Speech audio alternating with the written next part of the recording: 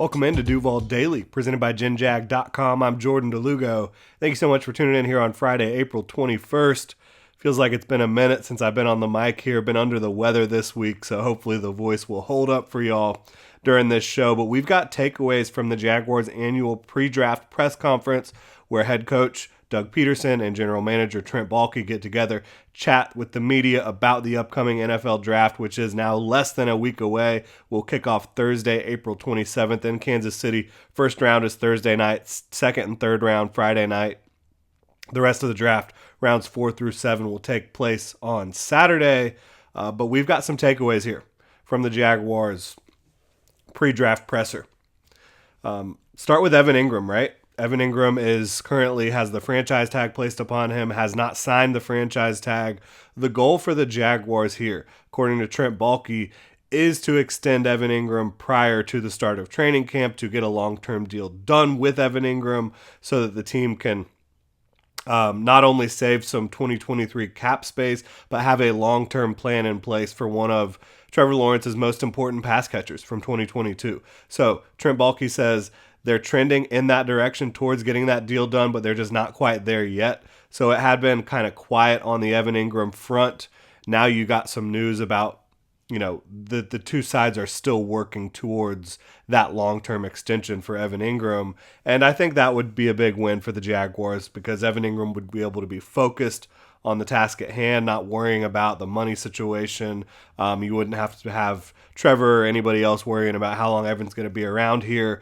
If you have Evan Ingram set up long-term, you now have a future at the tight end position because behind Evan Ingram right now, there's simply not much on the Jaguars depth chart. You do have Luke Farrell, who has come up through this system, a former fifth-round pick of the Jaguars under Urban Meyer, who has come in, and he's proven to be at least a rosterable blocking tight end who also has some receiving chops. And then you've got Garrett Prince, who was a rookie undrafted free agent last year that did not get much done, but certainly has an athletic profile that the Jaguars value.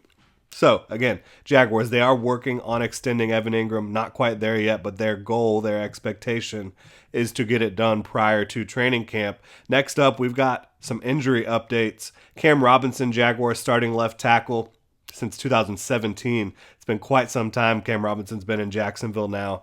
He tore his meniscus in December. He's expected to be healthy and ready for the start of training camp. That's more of a minor knee injury. It did hold him out the rest of the regular season and into the playoffs.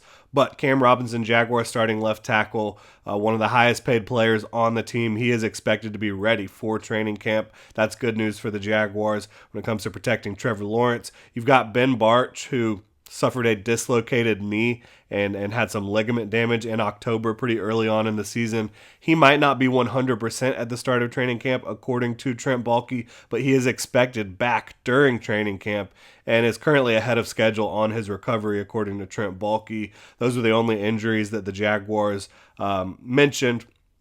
Yesterday, they were asked about Josh Wells as well, but he is fully healthy, so there's nothing to talk about there, who was the Jaguars' offseason offensive tackle signing, came in to be their swing tackle, returned home to Duval, guy that spent the first 4 years of his career in Jacksonville.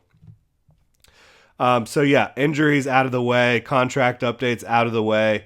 Now we've got some actual draft talk, right? The Jaguars have narrowed their focus, according to Trent Baalke, to 2 to 3, or maybe 4 prospects at 24 overall that they feel confident one of those prospects at least will be available for them at 24.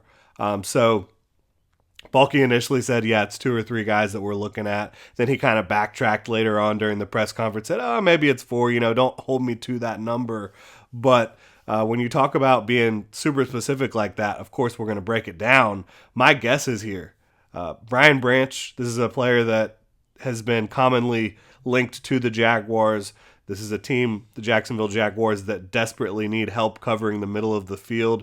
Brian Branch would absolutely help them do that. He's also a guy that definitely brings a lot of leadership, brings tenacity, brings energy to the football field. This is a football guy to his core. You can see that in just how physical and violent he is coming downhill and in pursuit of ball carriers. So I definitely would go with Brian Branch as one of those prospects that the Jaguars are interested in. They also sent Deshae Townsend, their DB coach and passing game coordinator on defense, to go out to his pro day and work one-on-one with him. So I definitely think Brian Branch is one of those guys. O'Cyrus Torrence is another one that just feels like a Trent Baalke type of player. This is a guy out of the University of Florida who is just a big, massive human, never allowed a sack in college at the University of Florida or at Louisiana, where he was prior to the University of Florida. But 6'5" and 3/8, basically 6'5.5", 330 pounds, massive 84-inch wingspan, 34-inch arms, huge hands. I think he has good, quick feet for his size. I think he has good overall athleticism for his size again. But a guy that is blowing you away more with the overall size and length and frame than he is with his athleticism. But again, I think with his incredible size, you do get some athleticism within his package, some foot quickness. And I just think this is a guy that you talk about protecting Trevor Lawrence. You talk about going up against some of the behemoths in the AFC at the defensive tackle position, right? Jaguars, they already have to go up against Jeffrey Simmons twice a year. They have to go up against DeForest Buckner twice a year. They had to go up against Chris Jones twice last year. They're going to continue to having to play these dominant interior pass rushers and interior defensive linemen.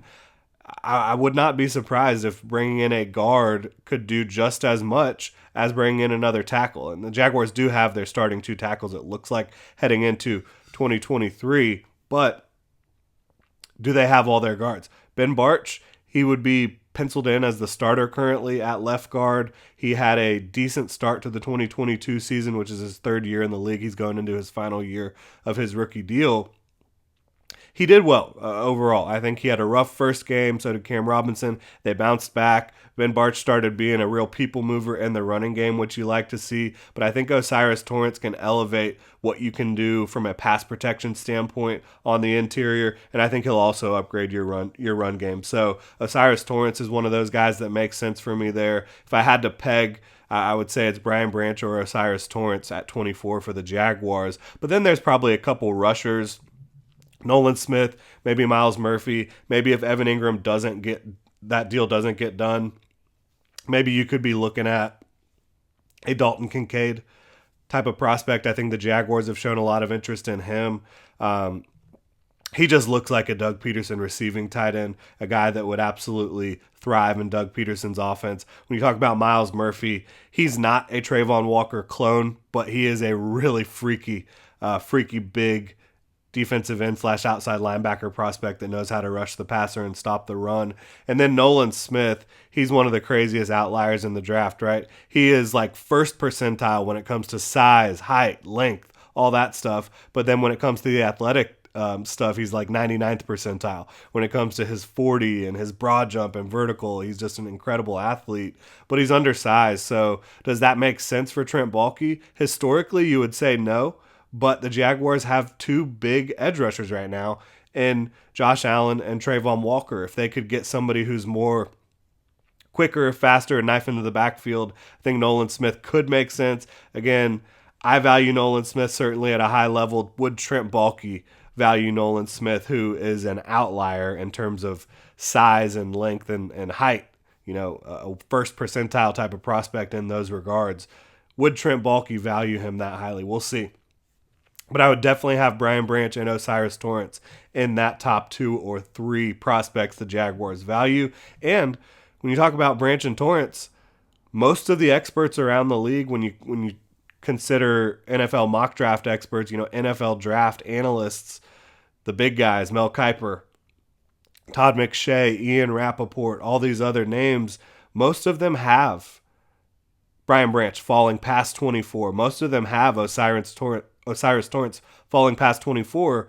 So there's a good chance that the Jaguars will be able to land those two guys. And I think it would make sense for them to be targeting those two guys based on what we've heard from the team so far, based on what they've shown us through their interest with these players, and based on what we've seen the team needs heading into the 2023 season. They need people that can help them cover the middle of the field and prevent big plays from happening and make tackles wrap up. Brian Branch is the best tackler regardless of position in this draft. So that makes sense. And then, again, protecting Trevor Lawrence from the interior against some of these freaky interior pass rushers, I think makes a whole lot of sense for the Jaguars as well. In terms of a big picture look at this draft, Trent Baalke said that the Jaguars have 127 prospects with draftable grades. Now, there will be 250 plus picks in the draft.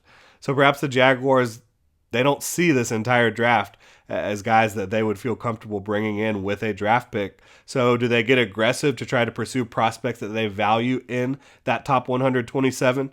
And if they do approach the draft that way, where we're not trying to draft any players outside of our top 127 that we feel comfortable with, how does that impact when you're in the 6th, 7th round? Do you trade out of those spots and try to get picks in a draft maybe next year you feel is deeper? Do you try to trade up again and just go get guys that you value highly? We'll see how it plays out for the Jaguars here. But again, 127 prospects that fit their board from a talent and culture standpoint. And that kind of leads me into my last takeaway here. The Jaguars, their focus on as much as it is on talent, it's on culture and character. And that's not going anywhere. They've repeatedly talked about those attributes since Doug Peterson stepped in the building. They want guys that can come in and fit in within this locker room.